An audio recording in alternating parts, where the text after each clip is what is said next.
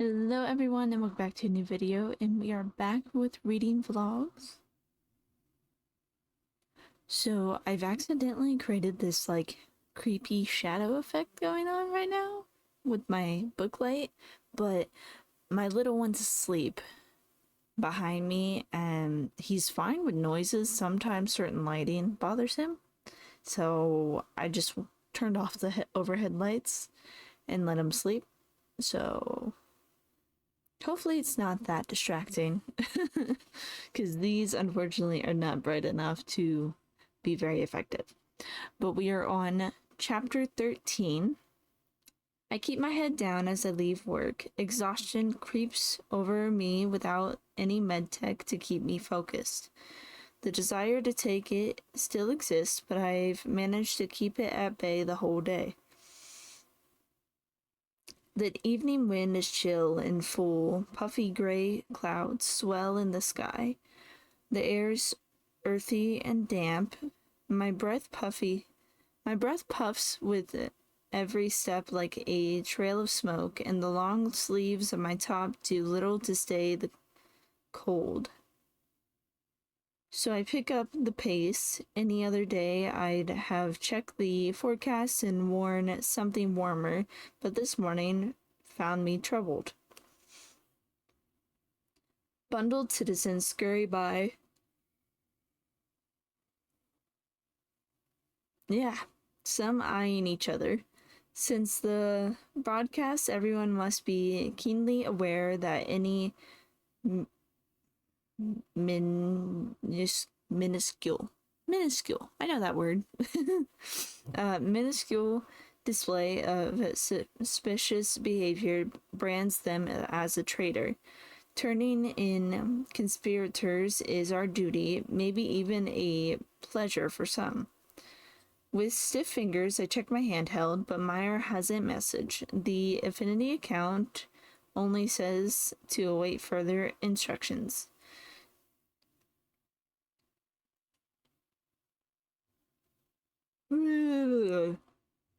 I'm good. A thick drop of water wets my shoulder as more fall to the concrete, speckling the path to my building by the time I reached it.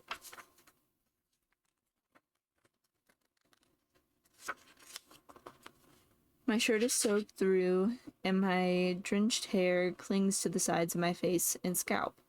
"Oh, you poor thing," a female voice says as I enter through the sliding doors, busily waving me toward the elevator. Is my neighbor, the odd girl with the straight raven hair from the first day I moved in. I hesitate, but make my way across the floor of the lobby and step into the cab, the girl right on my heels. The door's shut and I turn. "Leave me alone." She smiles and flips her raven hair behind her shoulders. Lost time is never found again." "What?" My voice cracks. It's the same words Myers messaged me the day I moved in. "Don't worry, we're safe here, for now," she says. "My name's Lena, and I'm supposed to get you started tonight."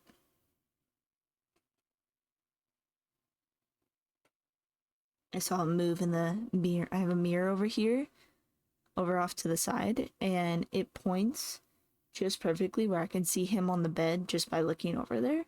He's sleeping on the bed right now. And I watched him shift, so it confused me.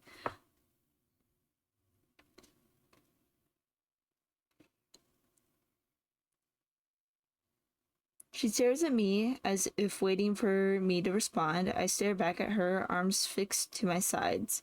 Started on what? I wasn't told of this. "Evelyn, put your hands on the pad, otherwise we'll be here all night." I still don't move. Lena chuckles, grabs my hand, and pushes it to the pad. I jerk it back, but the scanner has enough time to read the data. "Listen," she says. "It's a lot to take in, but you will." The cab stops and Lena steps out. She waves, "Come on." When I don't follow, she reaches back and tugs my arm. Instinct says to pull away, but instead I let her lead me into the hall. I'm okay, I mutter. You can let go, I know the way. Of course, she doesn't. Inside our unit, the cityscape is just a stunning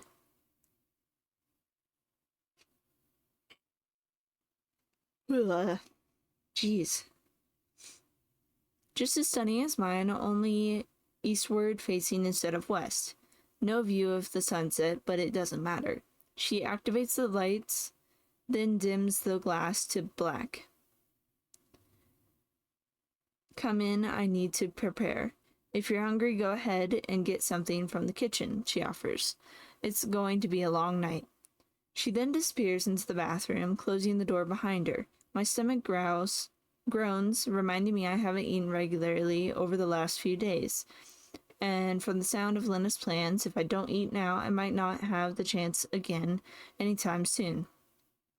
I order and work on a plate of meatloaf and potatoes.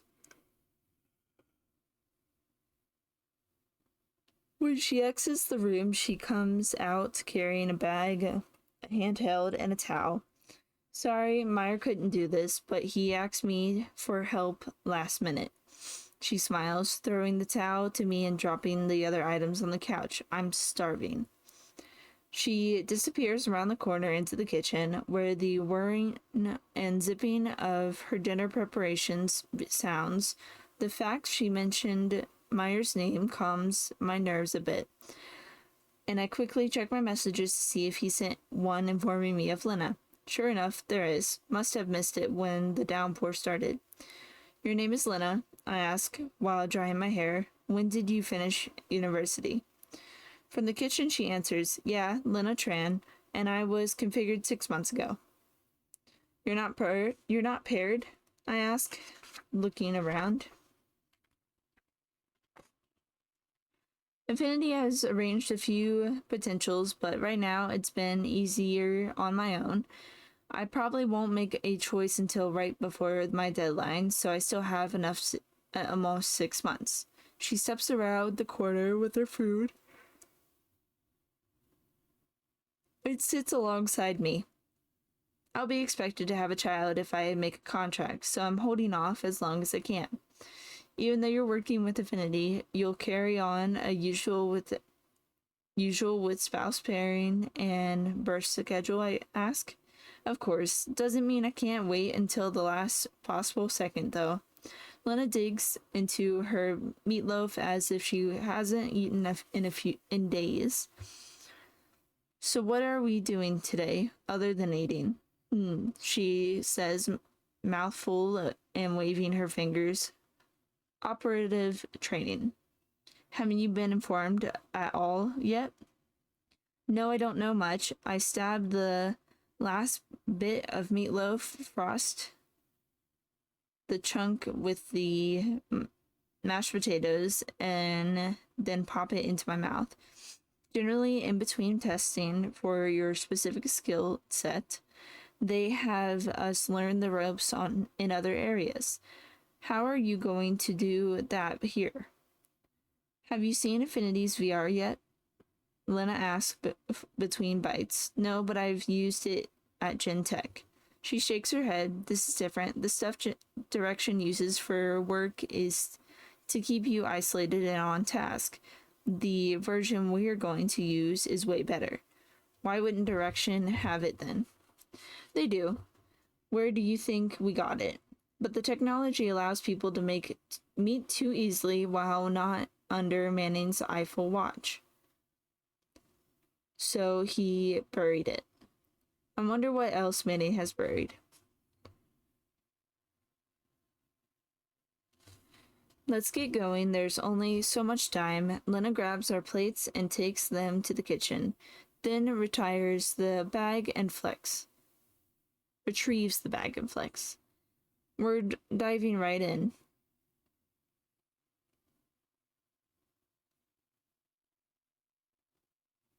So rude.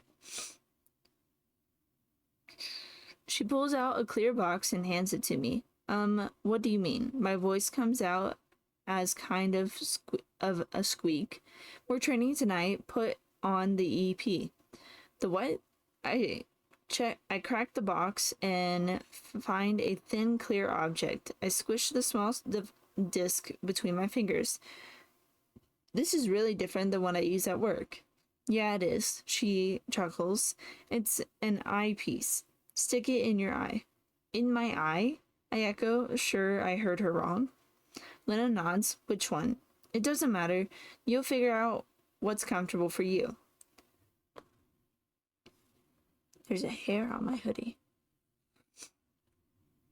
I place it over my right eye and gasp as the piece suctions to my eyeball. Both my lids snap shut. Lena laughs. You're all right. Open up. Hesitating, I do as she says. When my lids open, other than the strange sensation of having the eyepiece suctioned to my eyeball, the room looks as it was. Everything's the same. You need to activate it, she explains. First, let me grab the rest of the equipment. There's a comm that integrates with your nanos so we can communicate. She fixes her own EP, then works at something on her handheld. I squint, but I can't even see it in her eye. Today's exercises are standard to let you adjust to the equipment. Basically, it's a VR game, but playing will get you used to it. What do you mean? Similar to your VR training drills at work. Not real, so no risk. The weapons aren't real either, and we can do it all right here. She gestures toward the couch. Can't have you running around breaking my furniture and making a huge racket. The whole exercise will take place in your mind. A nervous laugh escapes my lips. Why don't you show me? No time to waste, right? Go sit on the couch or wherever you're comfortable. I do as she says. She follows behind and swipes at her screen. Okay, blink twice hard. It will activate the tech. I blink twice. The living room fades and is replaced with a dim outdoor street scene. It's deserted. In awe, I walk over to the side of a building and gaze my fingertips over the bumpy texture. It's all surreal, except for an occasional flicker.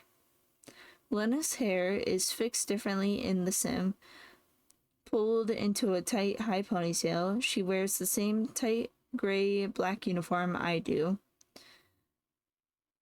complete with gloves and a weapon affixed to our sides. I run my hand over the bodice.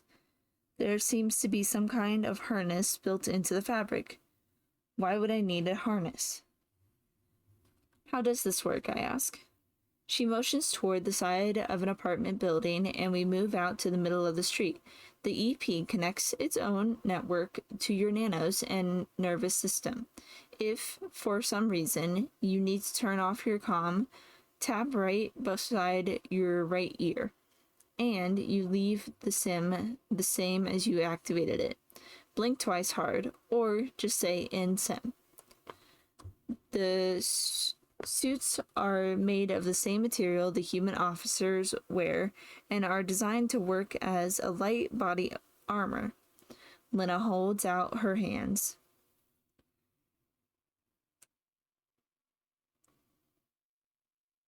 The gloves keep you from being scanned if you touch a sensor.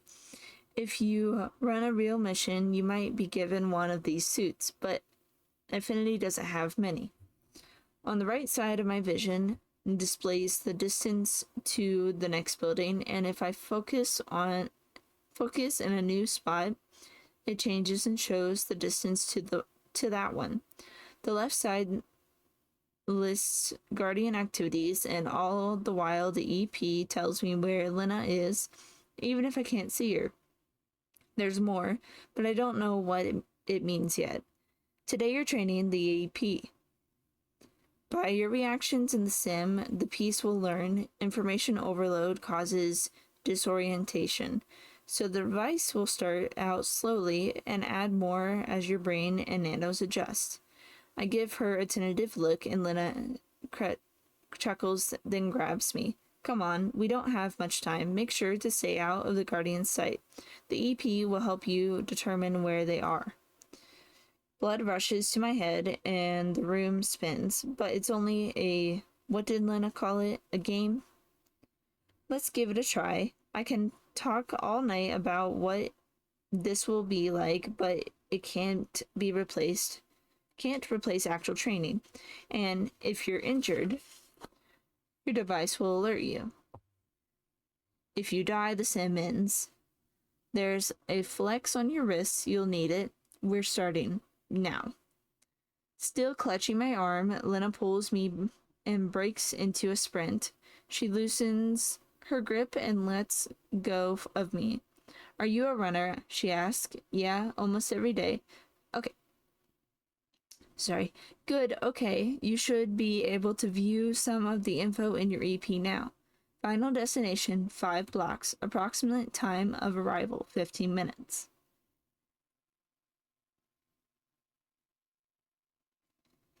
Sounds easy, she says, but obstacles can slow you down. Guardian drone, 68 degrees to the right, 600 feet ahead, I reply. Yep, I see it. Cover ahead, 30 feet. The spot illuminates and words flash in my view. Wait 30 seconds for the Guardian to pass. The two of us jog toward the hiding spot. Lena motions me to wait, and the drone tentacle arms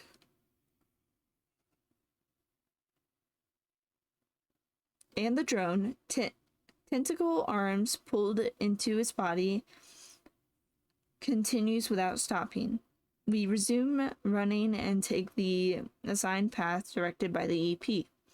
Nearing the last block and standing by for 2 more passing drones, I recognize the street we're on. We're on Gentech's block. Destination 656 feet. On the right, Genesis Technologies. The mission is at Gentech. She turns, showing a sly smile. Yep, we're breaking in. Breaking in? Well, we're not taking a stroll. Let's learn something useful. I seize her arm and pull us to the side of the building. You said this was just basic training. Why do you think we're doing this? She scratches her neck. The training is to avoid errors when it's real. Pressure sits on my chest. In the game, it's easy. Nobody dies. But in real life, I blink hard twice, and I'm back at Lena's couch. Lena touches my shoulder and I flinch. I don't know if I can do this, Lena. I mean, breaking into Gentech, that's like suicide. I get that today is just a sim, but what if they want me to do that for real? I'm a programmer, not a spy. She smiles. Relax, just do your best. You're capable, otherwise you wouldn't have been chosen. The words are comforting to hear, but it doesn't mean I believe them. Anyway, tonight's not real, she adds. Just have fun with it, seriously. When do you ever get to have fun? Pretty much never. I reluctantly nod and blink twice. Ahead of me, Lena's already sprinting toward Gentech. She takes out her weapon. I try to hold mine the same way she does, but I'm clumsy and ridiculous. The viewer instructs us to swing around the back of the building, and words flush in my vision. Entry point. Service door, 352 feet on the left. We'll enter through the underground tunnel in the apartment building beside it, Lena instructs.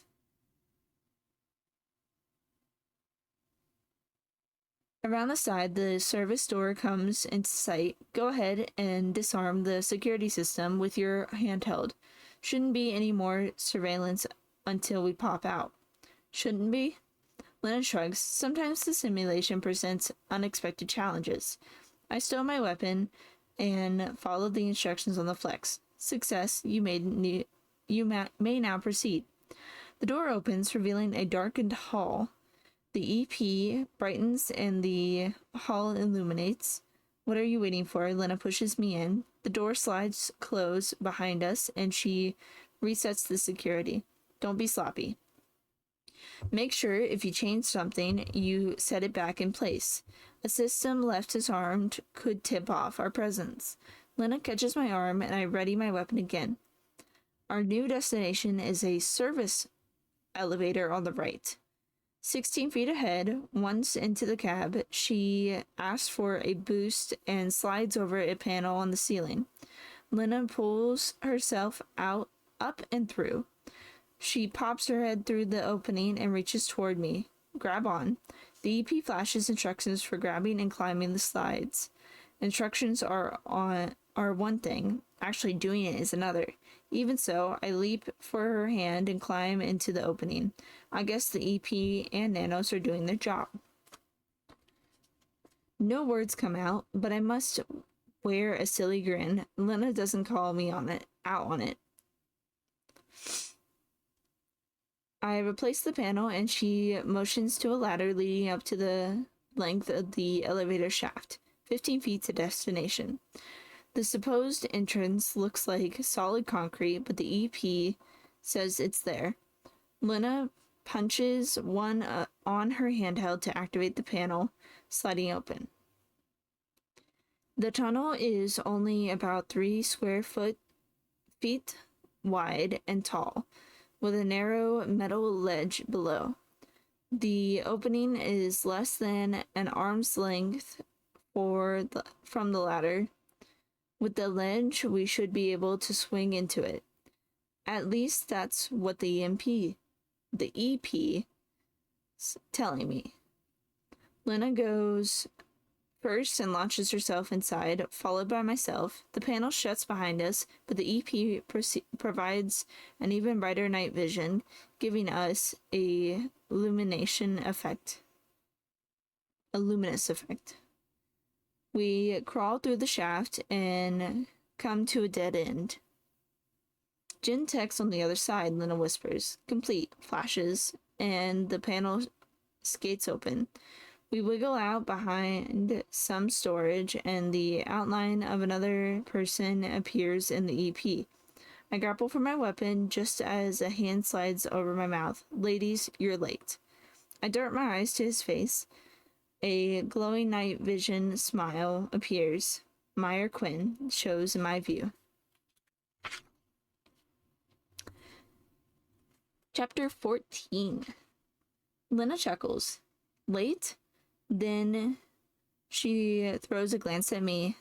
She was slowing me down. Where did you come from? I gasp. He tips his head. It's VR, remember? We can do almost anything in here.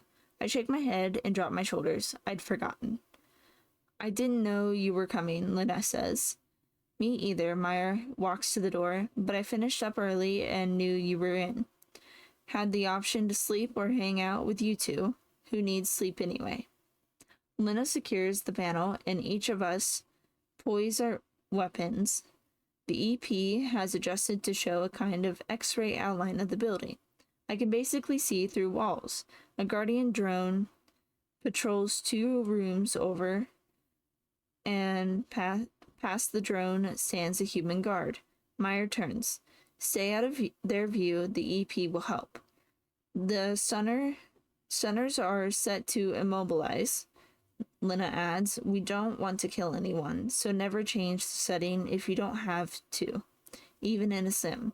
She points to the control on the side where the intensity is located. Only modify if the EP recommends it. She looks at Meyer. Anything I forgot? No, you covered the basics. He flashes me a smile. The mission's loading. Familiarize yourself with as much of Gentek lab layout as possible while avoiding guardians and other security. Begin with floor 10, labs. Scrolls across the bottom of my vision. It's an easy one tonight, Lena chuckles. They must not want to push the new girl too much. I give her a scowl. Come on, let's go. Meyer says. The drone's gone. We take the hall and crawl through a tight overhead venting system at the end of the corridor, which pops at us out into a service stairwell. Warning, Guardian drone patrol. It passes. Then Meyer pulls the vent panel and we slide out. The stairwell is to the right. 3 minutes to reach floor 10. Lena gestures and Meyer slips through the opening to the stairs. I follow Lena. My heart pounds as I take multiple steps at a time, whipping around the corner of each new floor. Only 15 seconds remain for us to catch our breath. 6, 5, 4. A shiver nips my spine when I sense Meyer's hand nudge against my lower back. I dart my gaze to his face, but he only looks straight ahead toward our destination. 2, 1. Go, he whispers. Lena sprints down the corridor, lit by dim auto lights with me close on our heels, Meyer behind. The EP directs us to a narrow alcove approximately 32 feet ahead. While the lab is 20 feet after, the three of us squat and wait for the EP to recalculate. 16 minutes to get in and out of floor 10, if nothing in security changes. My heart gathers speed as the instructions load with the countdown. I shouldn't be so nervous, but it feels so real. If I were ever truly caught inside Gentech, everything would be lost. I'd be sent to the detainment center, and now knowing Direction is willing to kill their own, I can't imagine they won't treat traitors well there.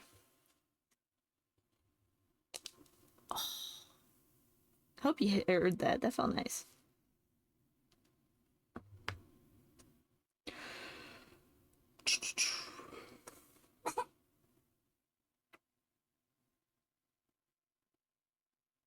He's okay.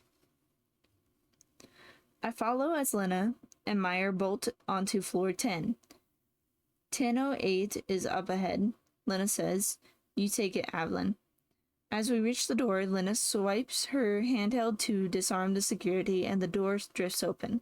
The lab is vast and open, dotted with workstations illuminated in my viewer. Meyer cuts ahead. I'll take 10:09. Lena take 10:10. I grab Meyer's upper arm. He flexes, then his muscles relax. It only gets easier, Avalon, he says, until it's the real thing. Meyer pulls away and my thoughts snap back to the task at hand as Meyer and Lena leave me and head to different labs. The fact that I can still hear them in my comm gives me a little comfort. I slip into the room, illuminated only by the night vision of my EP. The counters and cabinets have a ghostly look to them, making me more nervous than I already am. The fact that the room is empty and I shouldn't be here only enhances that feeling. At the back right-hand corner of the lab is an oversized lock.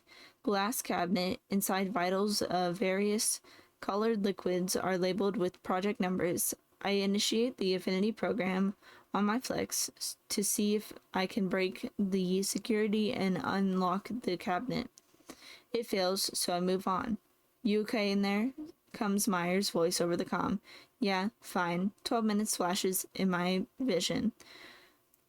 Directly beside the cabinet is a magnifying station and viewing screen. Underneath is a storage of glass slides, labeled with more project numbers in a clear, locked case. I crouch and reach out, touching the glass. From my fingers spreads a series of thin, white electric currents. I snap my hand back, surprised, and the current disappears. Hesitating, I gently touch the glass again. Numbers and symbols fly past on the bottom of my vision, recognizing it as a system code. I remove my hand again, and the scrolling information stops. Is the EMP making this happen? Why didn't Meyer or Lena mention it? As I reach to touch it a third time, I get a strange feeling that someone is behind me and whip around. A closed doorway marked 1008B and situated against the back of the lab, glows hot white. I rise and walk toward the door, extending my hand to touch it.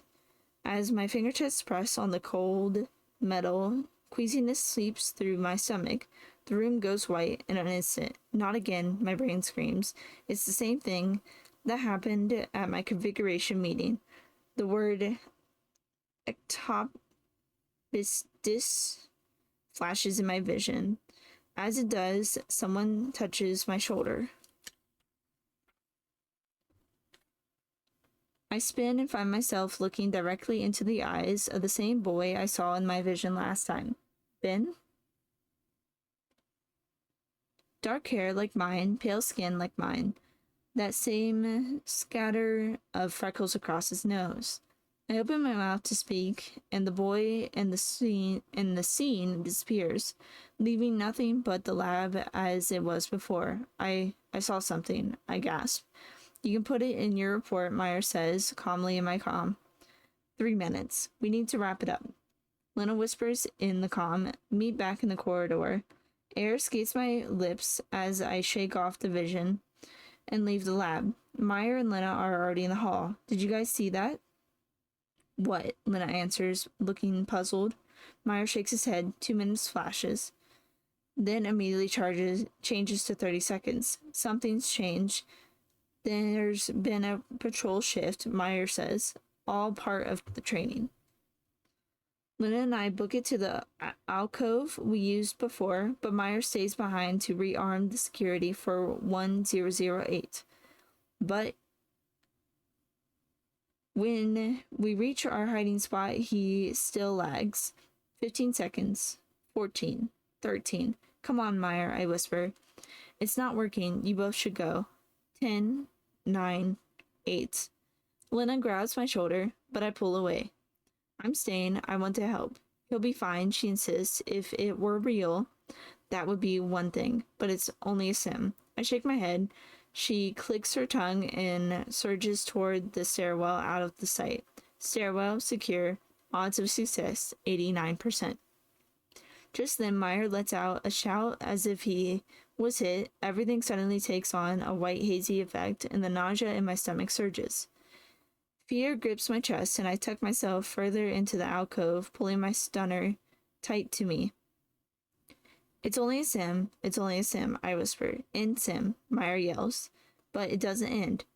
I bit my lip and peek around the corner. Meyer lay sprawled on the ground, a weapon trained at his chest, the guard a few feet from him. I blink hard twice to end the sim, but it doesn't work for me either. My mind races to come up with a solution. I fling myself toward Meyer, my hands going cold at the sight of the guard. I aim my stunner, but I feel all wrong. I have no idea how to hold this thing. I depress the trigger, but again, nothing happens. The guard slowly raises his weapon toward me. His eyes are cold, determined. Desperate, I blink 2 times again, as hard as I can to end this experience. In sim, I yell. My lids force together before opening a second time to blinding white, replacing the haze. I gasp and throw my hand to the wall. Or what used to be the wall. Now it's made up of scrolling code. Where my hand touches it, the spot grows brighter. I whip toward Meyer and the guard. They're there too.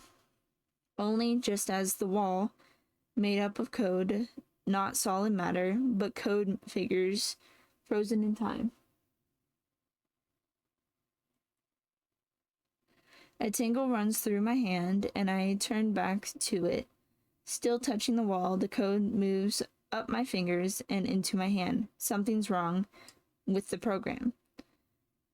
How it happens, I don't know, but I call up the damaged code and it appears in the wall in front of me.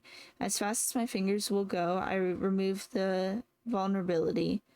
As if the vision never existed, the white code vanishes, replaced by the corridor. I turn toward Meyer and the guard. Finding Meyer's face is directly in front of mine. Burrows furrowed. Why'd you do that? He demands. Air sucks into my lungs, expelled in a squeak. The guards caught mid-step, hand still pointing his weapon where Meyer had been on the ground, frozen. Snap out of it, Avlin. From now on, go with the highest probability of survival. Trying to prove yourself before you're ready gets people killed. Now move. But something was wrong with the sim, I say. I fixed the code. You fixed the code? He repeats, frowning. What are you talking about? My weapon didn't fire, and that guard was about to take you out. You tried to end the sim. No, I didn't, he says. I had it under control and stunned him. You trying to be a hero could have gotten us killed. Well, at least in here. It didn't look like that, like you had it under control, I mutter, and something was wrong. Fine, put it in your report. It's time to go. Bewildered, I peer back toward the still frozen guard, silently follow Meyer into the stairwell to the storage room. Lena's already gone. Who knows if she saw anything either. Here's where I take my leave, Meyer says. Follow your instructions and the sim will end. Then he's gone, vanished.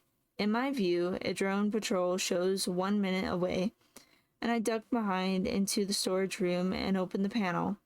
After I follow the same route Lena and I used on the way in without incident, other than ducking out of sight a few times all the way back to the start. Was any of that real? Or am I just out of my mind? Simulation complete.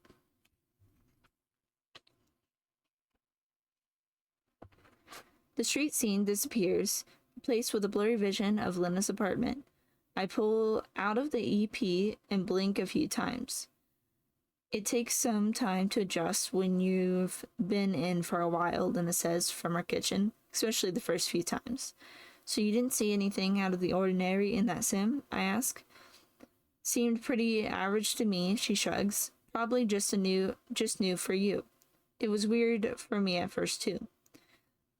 Like seeing impossible things, kind of weird.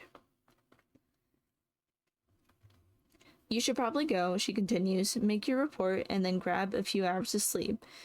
It will be hard to sleep after that, but I won't take any sleep meds. I wouldn't take any sleep meds. They're bad news. Direction says they're natural, but I have my doubts. I shift on my feet. What would she think if she knew I'd already been taking anti-anxiety med tech too? I hold out the EP. What should I do with this? Take it with you, and the box. Ruiz wants a few of us to test them out. You can practice in your apartment. Oh, and 2 things. If you're going to wear it, store it in the box for cleaning. And if you're caught, destroy it if you can. To do that, rip it in half and crush the pieces. The EP will dissolve. I return the EP to the box and head out the door. Okay, goodbye. I check if the hall's clear and dart into my unit. By I hear Lena call as the door shuts. A low auto light illuminates the room. A long sigh escapes me. What if I'm caught with it?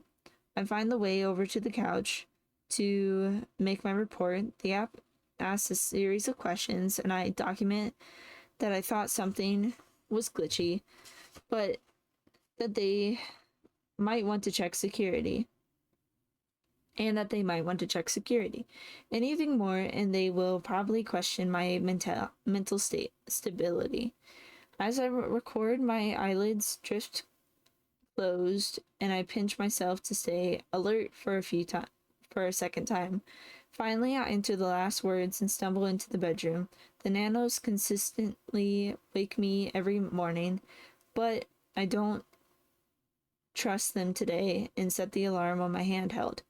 Before I doze off, my fingers graze the chain, still encircling my neck, still thinking of the boy with the freckles, my twin, who gave it to me.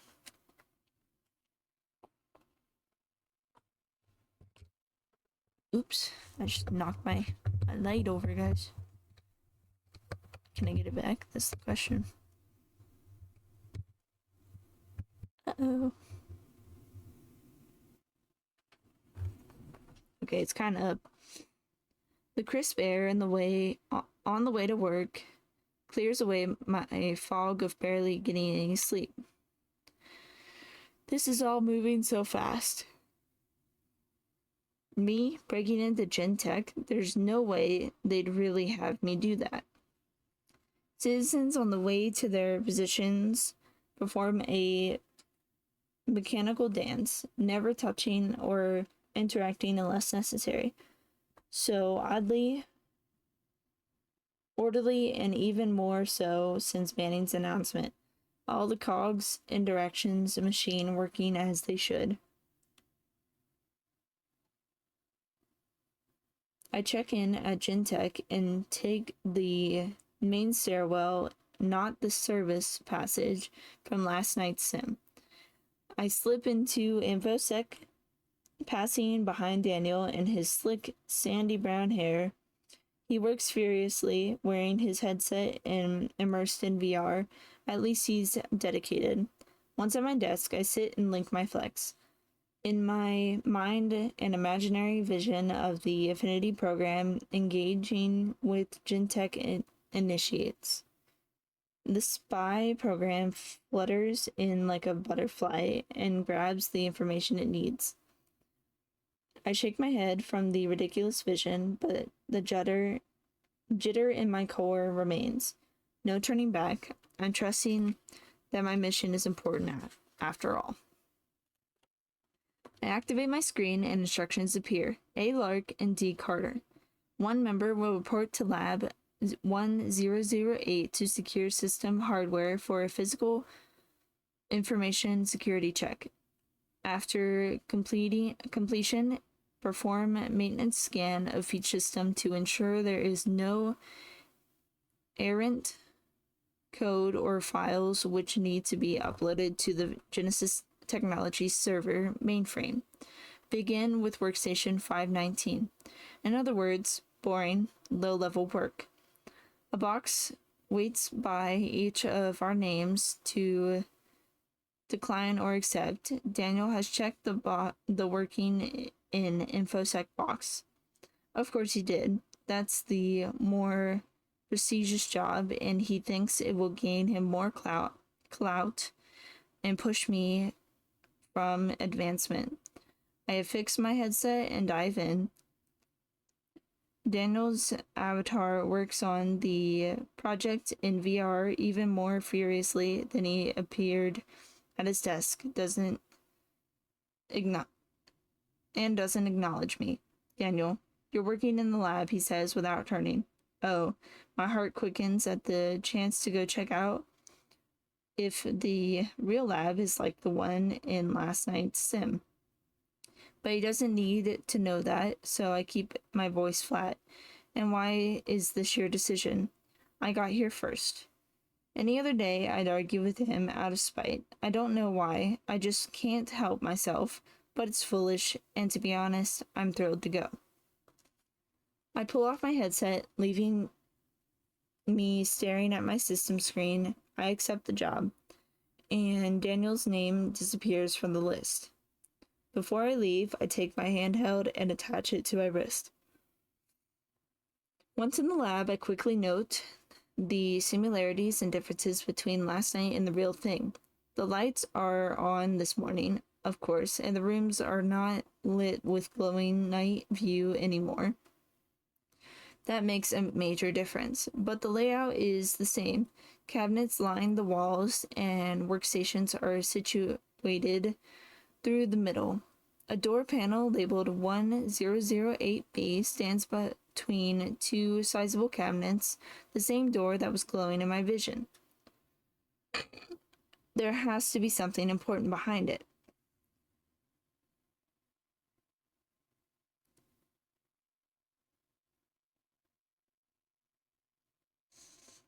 Chemists are busy ignoring each other and me as they focus on their own work. A girl with curly red hair, thin frame wrapped in a white coat, peers into a magnifier at the station on my right. She doesn't look up. I scan for the workstation numbers 517, 518, 519. An SI assistant hovers with a chemist. Must be another newbie. Since her back is to me, all I can see is her neat blonde hair and white lab coat. I slip to the station. I'm assigned to secure your system and account, I say. She turns and I recognize Cora Bradley, the nosy girl from my class at university. Guess her bragging came true. Instead of her usual messy hair, it's now clean and short. Under the coat, her charcoal pants and fitted matching shirt are neatly pressed. She seemed to have used her credits to upgrade her appearance to fit in at Gen Tech. A smug expression overtakes her face. You'll need a lab coat to be in here. Yes, Cora, you know all the rules here too. That's the end of chapter 14. How much is 15? I'm just kind of nosy. Not a lot. Do I want to read more? Kind of. Should I? Probably not. Should probably go take a nap. I don't know how long my child is going to stay asleep, and since my husband's at work, I should probably take advantage of the amount of sleep I could probably get with him, since last night was so horrible. Well, if you enjoyed this little reading vlog, make sure to put some sugar on that like button. Comment down below if there's anything else you would like to see. If it's reading, I do have a really huge list of books. A lot of them are quite common. Most of them are young adult. So that just kind of gives you a range of understanding. But yeah, I'll see you guys in the next video.